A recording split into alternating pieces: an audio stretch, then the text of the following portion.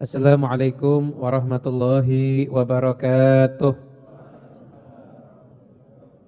Bismillah, walhamdulillah, wassalatu wassalam ala Sayyidina Rasulillah Sayyidina Muhammad ibn Abdillah wa ala alihi wa sahbihi wa man walah wa man tabi'a sunnatahu wa qadada bihudah ila yaumi liqa'illah, amma ba'du.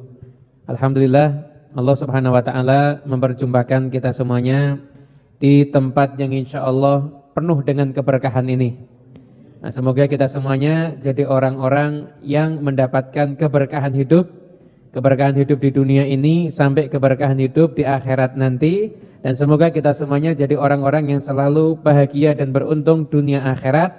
Amin ya rabbal alamin. Nah, alhamdulillah, kita lanjut lagi kajian kitab Risalatul Jami'ah. Kemarin yang belum saya terangkan tentang kitab suci ya. Kemarin kan sudah kita jelaskan perjalanan di alam kubur. Tentu di YouTube ada yang minta untuk dibuat. Jadi setiap satu peristiwa satu kajian. Lama nanti. Barzah sendiri, mizan sendiri, kemudian syafaat sendiri. Panjang nanti takutnya. Intinya kita itu sebelum lahir pernah hidup. Kemudian setelah itu kita lahir. Hidup di dunia yaitu masa saat ini, sekarang ini nih. Kita masa-masa hidup ada di dunia. Terus ini akan berjalan sampai nanti kita akan meninggal dunia. Nah, manusia yang beruntung adalah yang mengakhiri kehidupan dunianya dalam kondisi keimanan yang terbaik. Dalam kondisi keimanan yang terbaik. Gimana? Dalam keadaan dia beriman kepada Allah, husnudzon kepada Allah, mencintai Nabi Muhammad, punya keyakinan yang benar kepada Rasulullah SAW, maka orang itu dinamakan husnul khatimah. Jadi husnul khatimah itu tidak serta-merta harus meninggal dalam keadaan misalkan puasa, atau meninggal dalam keadaan misalkan ibadah yang lainnya. Namun husnul khatimah itu terkadang juga bisa orang yang tidur di rumah sakit, dia juga bisa mendapatkan husnul khatimah. Kenapa? Kondisi imannya tengah meningkat ketika itu. Maka beliau juga termasuk husnul khatimah. Namun sebagian hamba-hamba Allah memang Allah tunjukkan meninggalnya dalam keadaan yang istimewa. Ada yang meninggal dalam keadaan sujud, ada yang meninggal dalam keadaan berceramah, ada yang meninggal dalam keadaan membaca Al-Quran, ada yang meninggal dalam keadaan berpuasa, ada yang meninggal dalam keadaan berjihad fisabilillah, dan juga keistimewaan yang lainnya. Itulah yang dinamakan husnul. Nah, sebaliknya ada meninggal dalam keadaan buruk, yaitu su'ul khatimah. Mudah-mudahan kita semuanya selamat insyaallah ya. Dan su'ul khatimah itu ada. Banyak hadis Nabi, ketika Nabi menyampaikan tentang fadilahnya sedekah, Nabi menyampaikan yadfa'u maitatassu. Sedekah itu akan bisa membentengi orang daripada maitatassu, kematian yang buruk. Apa kematian yang buruk? Ya itulah yang dinamakan dengan su'ul khatimah. Begitu. Saya dipahami ya? Dan setelah itu nanti alam barzah, alam kubur. Alam kubur. Kubur cuma dua, raudhatun min riyadil jannah au hufratun min hufarin niran. Di alam kubur nanti ada pertanyaan munkar dan nakir, ditanya, di antara yang ditanyakan, kenal enggak dengan Nabi Muhammad? Ma taqulu fi hadzal rajuli?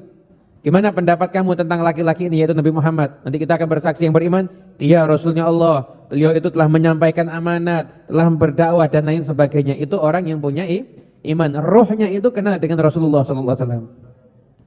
Itulah nanti pentingnya kenapa kok kita baca maulid, kenapa kok kita itu bersolawat pada Nabi Muhammad, biar roh kita itu kenal dengan Rasulullah SAW. Setelah itu nanti dibangkitkan. Jadi di alam kubur kan cuma roh sama jasad dikumpulkan lagi di padang mahsyar. Nah, setelah itu hisab. Nanti ketika nunggu hisab ini tidak ada yang punya wewenang ketika itu untuk bisa menolong kecuali Rasulullah SAW. Setelah itu nanti ada mizan. Setelah itu nanti melewati jembatan Sirat. Jembatan Sirat itu jembatan yang ketika itu nanti kalau orang itu mukmin, maka nerakanya takut. Ada bayangkan? Jadi kita sekarang kan takut sama neraka. Maka kita harus tingkatkan level kita menjadi orang yang ditakuti sama neraka. Keren ya? Jadi udah enggak level bro, takut sama neraka bro. Levelnya ditakuti sama neraka. Ada enggak yang ditakuti sama neraka? Ada. Siapa? Orang-orang yang imannya kuat. Makanya malam hari ini kita semuanya niat kita mau menguatkan iman kita. Kenapa? Saat ini kita semuanya takut kepada neraka, maka kalau iman kita kuat, dengan kita mencintai Nabi Muhammad SAW, dengan kita membaca Al-Quran dan melakukan apapun juga yang meningkatkan keimanan kita, maka nanti bukan hanya kita takut sama neraka, neraka pun juga takut kepada kita. Sebagaimana disabdakan oleh Nabi Muhammad SAW dalam hadis, ketika mukmin itu lewat, maka nerakanya itu akan berteriak, "Jus ya mukmin, fa inna nuraka tudfi'ul lahabi au kama qala." Lewatlah cepat kamu wahai orang mukmin, karena cahaya keimananku itu bisa memadamkan apiku. Sekarang pertanyaannya, kita punya cahaya iman apa enggak? Nah, Habib Ali bin Muhammad Al-Habsyi dalam nasihatnya, itu beliau pernah menyampaikan begini, kalau kita tuh mau tahu kita punya cahaya iman atau enggak, itu ada cara ngetesnya. Coba seandainya jenengan ditawarin ya, Bapak Ibu yang dimuliakan Allah. Orang ini kan yang paling menggiurkan kan harta ya. Jenengan ditawarin harta kekayaan yang unlimited, tidak terbatas. Tidak terbatas, banyak sekali, nggak terbatas. Tapi dimurkai sama Allah. Mau apa enggak? Enggak mau kan? Kalau enggak mau berarti masih punya cahaya iman.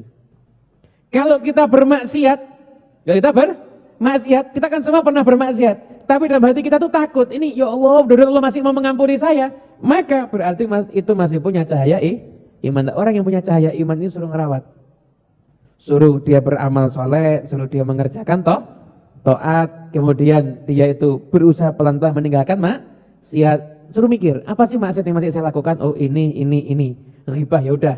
Berarti saya kok ghibah kenapa? Karena duduk dengan teman saya fulan. Oh ya udah. Berarti kalau nggak kepepet nggak usah duduk sama dia. Nah, jelas ya? Dan nanti kalau sudah begitu, nanti insya Allah cahaya iman akan muncul dalam hati kita. Maka kita bukan cuma takut sama neraka, namun juga ditakuti oleh neraka. Nah setelah itu ada telaga haudnya Nabi Muhammad SAW. Ketika itu Nabi Muhammad sendiri yang menuangkan minuman kepada umatnya, maka siapapun yang minum satu teguk tidak akan haus selama-lamanya. Kemudian baru masuklah ke dalam surga. Semoga kita masuk surga bareng dengan Rasulullah SAW. Amin ya Rabbal. Amin. Nanti ketika orang ngambil minuman dari telaga haud itu dari Rasulullah SAW, ada yang menikmati minumannya, ada yang menikmati yang menghidangkan minuman. Orang yang cinta sama Rasulullah SAW itu nggak mikir minumannya, mikirnya ini yang ngasih Nabi Muhammad SAW. Sallallahu Nabi Muhammad. Nah ini kajian yang pekan sebelumnya. Saya ringkas jadi segini ya. Kalau kita pengen tahu perjalanan kita, nanti itu perjalanan kita. Lah alhamdulillah kabar gembira untuk jenengan semuanya yang hadir ataupun yang sedang menyimak kajian ini, baik lewat YouTube, Facebook atau apapun juga, insya Allah kita termasuk orang yang akan menjalani semua proses ini dengan kemudahan.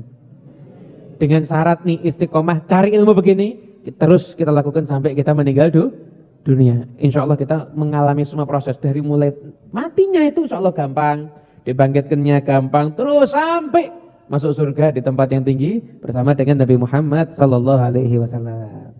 Kabar gembira nih buat kita semuanya ya. Ya sekarang wa annal Qur'ana haqqun. Baca Ustaz Is.